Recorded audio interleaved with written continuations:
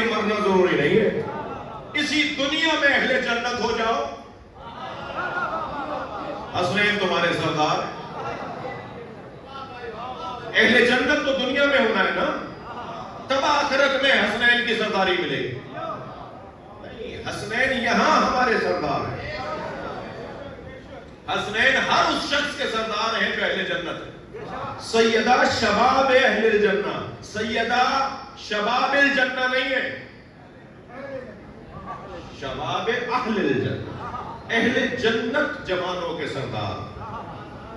تو بچے سیدہ کے، جوانان اہل جنت کے سردار، خود سیدہ خاتون جنت مولا علی علیہ السلام جنت میں لے جانے کا ذریعہ۔ پورے صراط پہ کھڑے ہوں گے، جبریل کو اللہ نے جنت کے دروازے میں کھڑا کیا ہوگا کہ جو جو وہاں پہنچے اسے پوچھو کہ علی کے ہاتھ کی تحریر ہے۔ صحیفۃ عنوان و صحیفۃ المؤمن، عنوان و صحیفۃ المؤمن حب علی۔ حدیث سنائیے میرا، ہر مومن کے نام عمل پر، فائل پر ہر مومن کی فائل کے اوپر لکھا ہوا ہوگا حب علی۔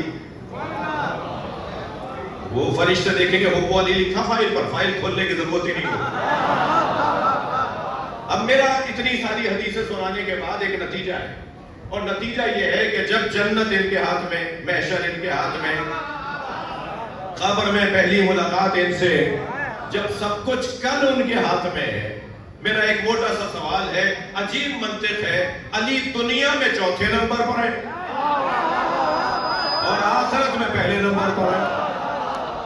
صلوات پڑھیں حضرت محمد و آل محمد۔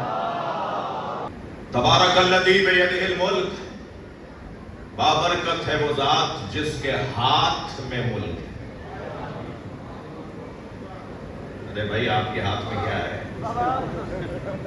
ارے ان کے ہاتھ میں بہت کچھ ہے، ارے ان کے ہاتھ بڑے لمبے ہیں، ارے ان کے ہاتھ میں تو کچھ بھی نہیں ہے، کہاں چلے گئے تھے؟ ان کے ہاتھ میں کچھ نہیں ہے۔ یہ جو ہاتھ میں ملک ہے نا، ہاتھ 5 انگلیوں کے ساتھ ہتھیلی، پھر ہاتھ، اسے جوڑنے کے لیے کلائی، کلائی کو روکنے کے لیے کوہنی، کوہنی کو لٹکانے کے لیے بازو، بازو کو ٹکانے کے لیے باڈی، بدن کو ٹھہرانے کے لیے پیر۔ ایک ہاتھ کیا مانا بدھ تیار ہو گیا۔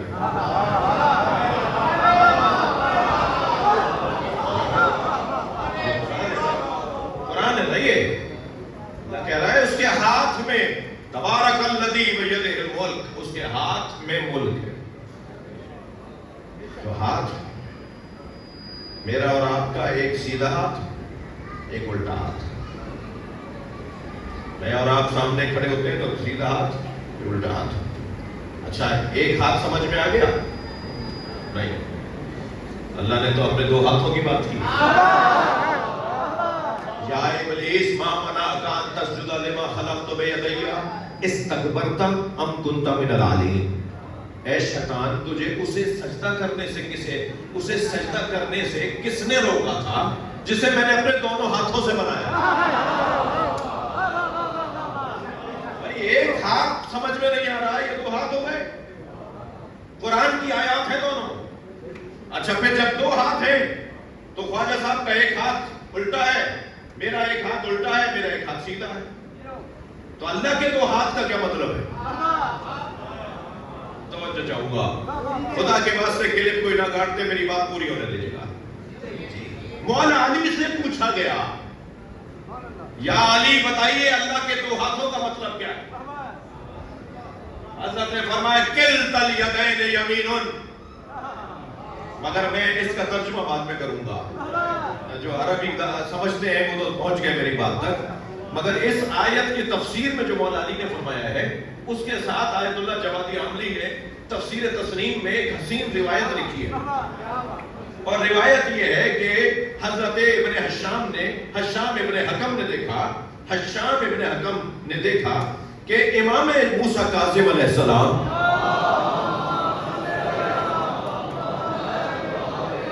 الٹے ہاتھ سے کھانا کھا رہے ہیں. میں نے پہلے کہہ دیا تھا کلپ مت بنانا.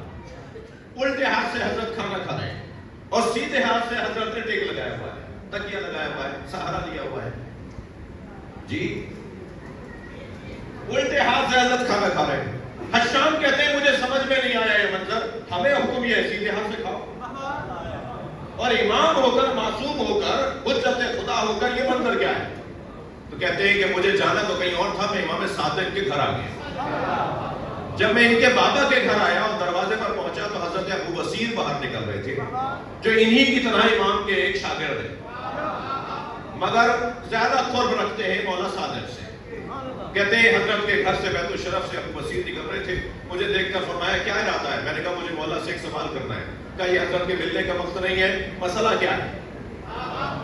کہنے لگے میں یہ دیکھ کر آ رہا ہوں کہ حضرت الٹے ہاتھ سے کھانا کھا رہے ہیں, ہمارے امام ہیں اور الٹے ہاتھ سے کھانا کھا رہے ہیں. تو ابو بصیر نے فوراً کہا اس میں پریشانی کی کیا بات ہے, امام کے دونوں ہاتھ سیدھے ہوتے ہیں.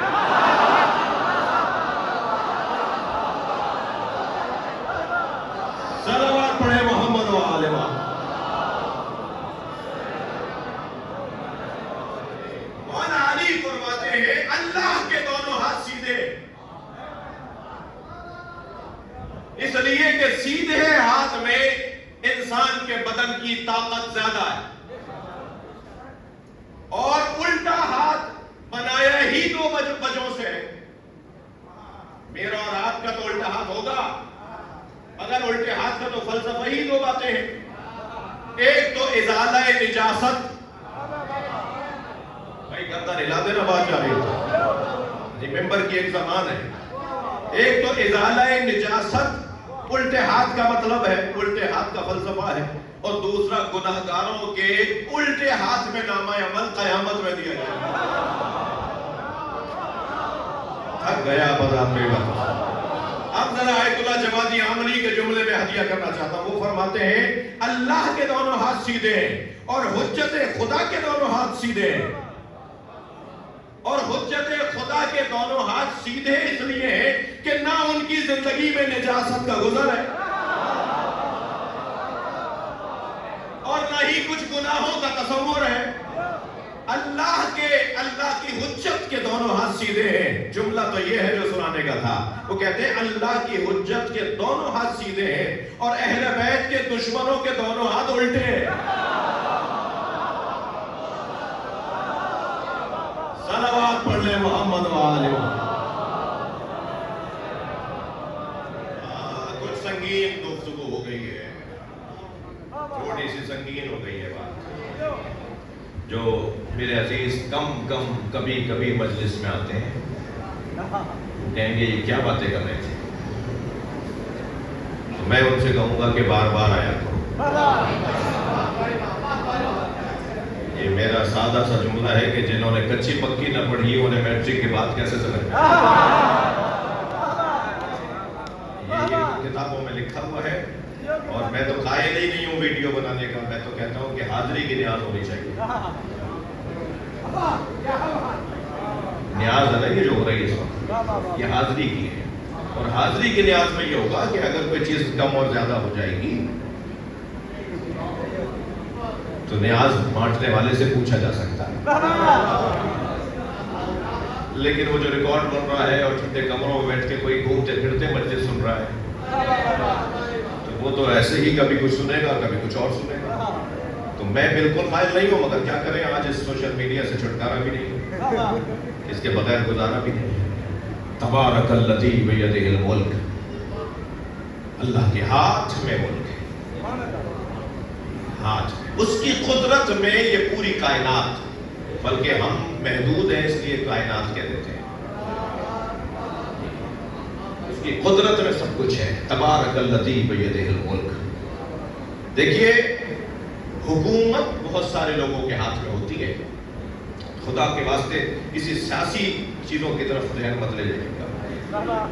سیاسی حالات اور کسی پارٹی اور کسی حکومت اور کسی کی طرف نہیں لے جائے گا. میں تو قرآن کی تفسیر بیان کر رہا ہوں. حکومت بہت سے لوگوں کے ہاتھ میں ہوتی ہے مگر اختیار ان کے ہاتھ میں نہیں ہوتا. غیر سیاسی جملہ ہے.